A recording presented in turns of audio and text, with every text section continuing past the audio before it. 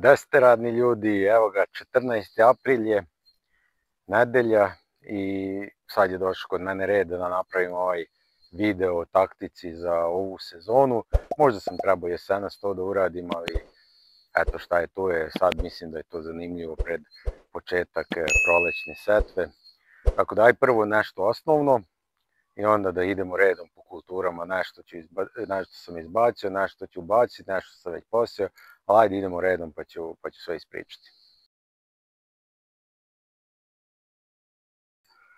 Što se tiče nekih osnovnih stvari, to ajde pre svega mislim na obradu i na đubrenje.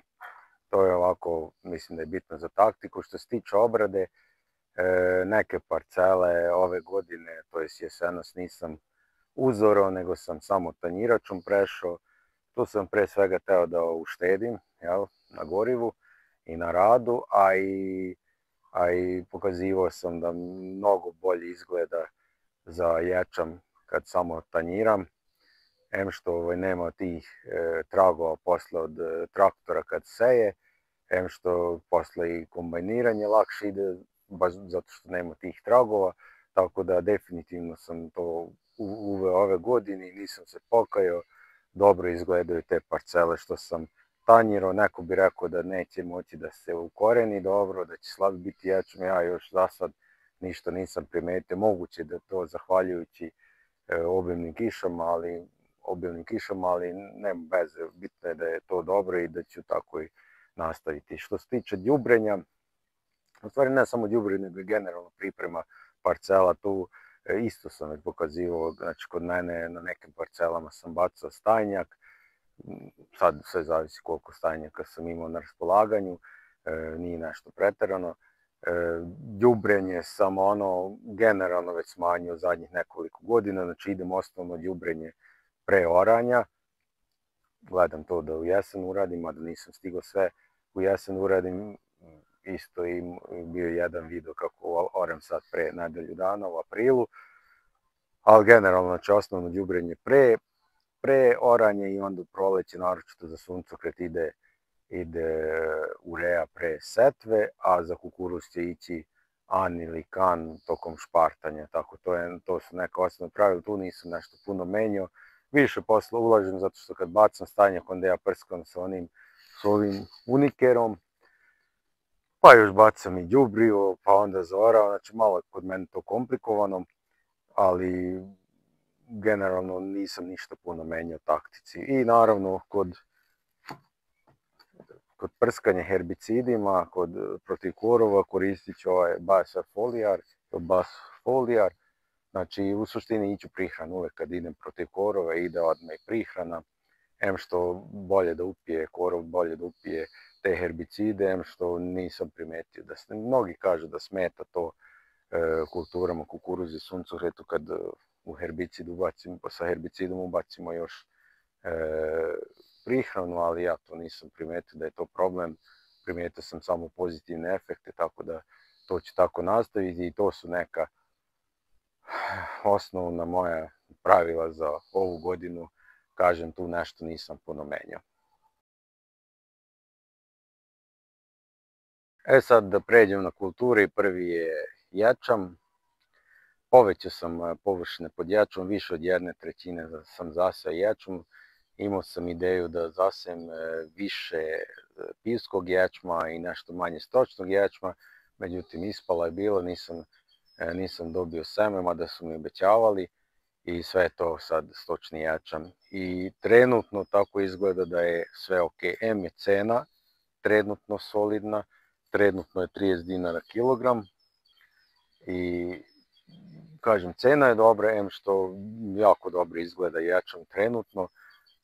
Bile su kiše ozbiljne tu u martu, još ako u aprilu padne jedna kiša, barem jedna kiša, to će biti super. Ok, kažem, trenutno je ta situacija, ali ko zna šta će još biti do kraja i što se tiče prinosa i što se tiče cene, znači jako je to još daleko, možda ovako kalendarski kad se pogleda nije daleko, ali mi koji imamo iskustva znamo da 2,5 meseca do žetve to je još to još apsolutno ništa ne mora da znači. Ali generalno nisam zažalio što sam povećao površine pod ječmom, to mi trenutno izgleda kao dobra taktika.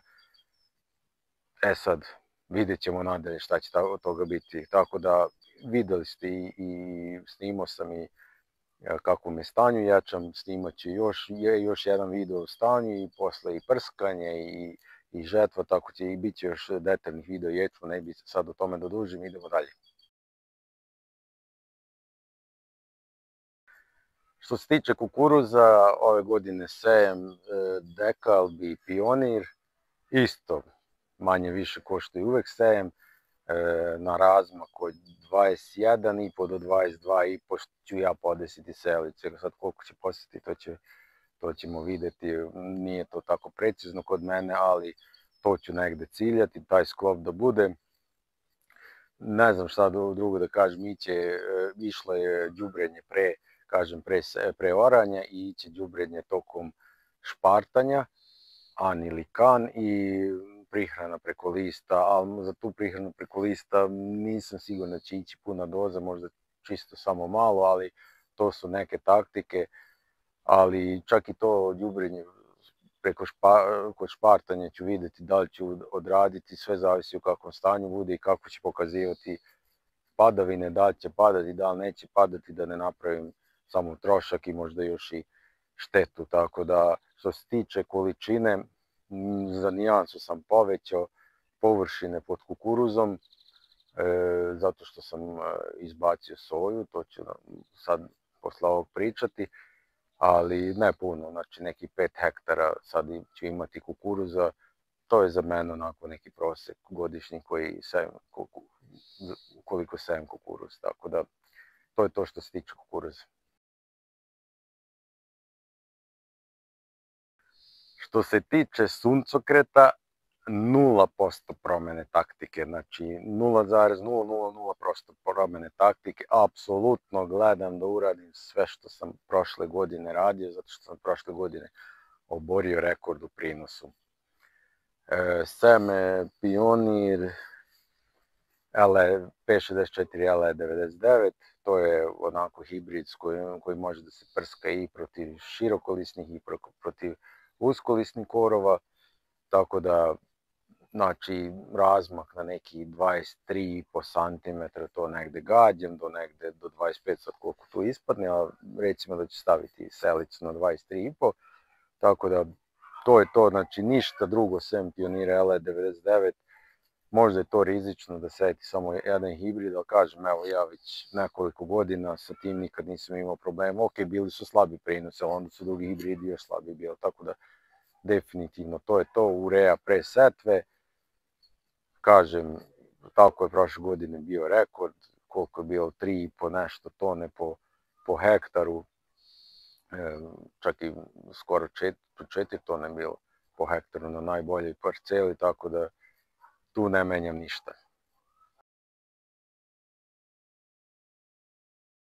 Sad stižemo do četvrte kulture. Četvrta kultura je obično to bila u prethodnim godinama soja, ali vidjeli ste kako sam prošao prošle godine sa sojom, ko je gledao, znači katastrofa, minus neviđeni.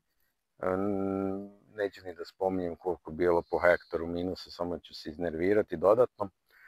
Tako da soju izbacujem, neću da kažem da nikad više neću sejati soju, jer ne znam, možda se poprave vremenski uslovi pa će krenuti kiša da pada ko luda svake nedelje, ali to ja unapred ne znam i dok ne primetim nekoliko takvih stabilnih godina što se kiše tiče, nema više soje bez kiše, znači ni navodnjavanje ne pomaže, naročito kad udari plus 40 kao što je bilo prošle godine. Znači soju izbacujem i ubacujem detelinu.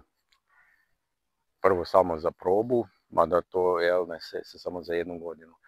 Ali u suštini jednu parcelu ću zasejati detelinom negde na jesen, krajem avgusta, početak septembra. Nemam još ništa od mehanizacije što je potrebno za detelj, znači nemam ni kosicu, nemam ni balirku, nemam ni 2 prikolice da natovarim, nemam ni gde da čuvam bale. Tako da morat ću to nekako da se dogovorim sa nekim, pa iću na neko iznajmljivanje, tako nešto. mislim, na izdavanje. Znači, neko to sve da odradi i donosi kući, da vidim da li mogu tu nekom cenom da se dogovorim, da svima, mislim, da odgovara meni i tom nekom s kim to budem radio. Tu će mi trebati par vaših savjeta, kad budem pravi vide i sve. Mislim, hoću one male bale da pravimo od 15 kila, to se jako traži u zadnjih nekoliko godina, jako malo deteline ima napolju na njivi i naročito kad je sušna godina, a ja imam taj tifon i što se tiče cene, cena je, pa šta ja znam, otprilike ko kilogram kukuruza, toliko je kilogrami sena ili slame od deteline, kako se već kaže, ali ove godine je to više 40 dinara kilogram, tako da jako je dobro. A ono što se meni posebno dopada kod deteline, to je da se zaseje na 4 godine, onda nema više ni oranja, ni špartanja, ni možda ima nešto prskanja i bit će jer navodnjavanje ako bude jako suša, ali ove operacije to će sve izbeći i tu je već ušteda onako, pa značajna, nije malo ušteda, a kažem što se tiče cene, ako uspijem da se dogovorim, to će biti onda sigurno bolja priča od soje, mada i od kukuruza ako tako stoji, ali vidjet ću, uvek to mogu da zaorem ako ne ide, ako ne valja. Tako da definitivno na jesen jedna parcela od nekih 1,5 ha će tako ići pa da vidimo kako to ide. Ali ako uspe, onda ću dalje razmišljati u tom pravcu da povećavam površinu i da krenem nešto od mehanizacije, da uzimam sve što je potrebno za deteline. Tako da to su neki moji strašni planovi za ovu sezonu. Kažem, trenutno je situacija na svim poljima ok. Nije ok što sam imao neke povećane troškove u zadnje vreme, evo ga iza mene. Tako da to nije ok i nije ok što malo kasnim. Danas je već, kažem, 13. Ja ću sejati 15. i 16. i 18. ako ne završim 15. i 16. Tako da ću kasniti nekih 10 dana sa setom, nije to strašno. Ma kak je to je ništa, to je super. Ako uspijem tako, to će biti super.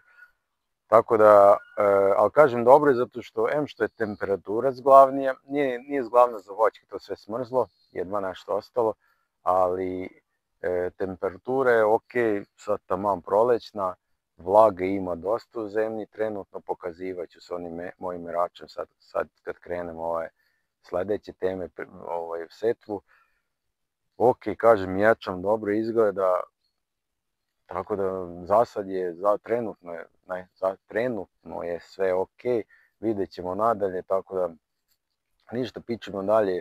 Sad sve ovo dalje bi spalo u domen nekog predviđanja, a ne bi sad o tome u tu stranu da idem, nego idemo mi redom, sad bit će malo 2-3 videa zaredom, pošto su se nagomilali poslovi, 4 videa, tako da vidjet ćete sve detaljno, ovo je samo neki kratak video, kratak uvod u naredni period, tako da vidimo se za 3-4 dana.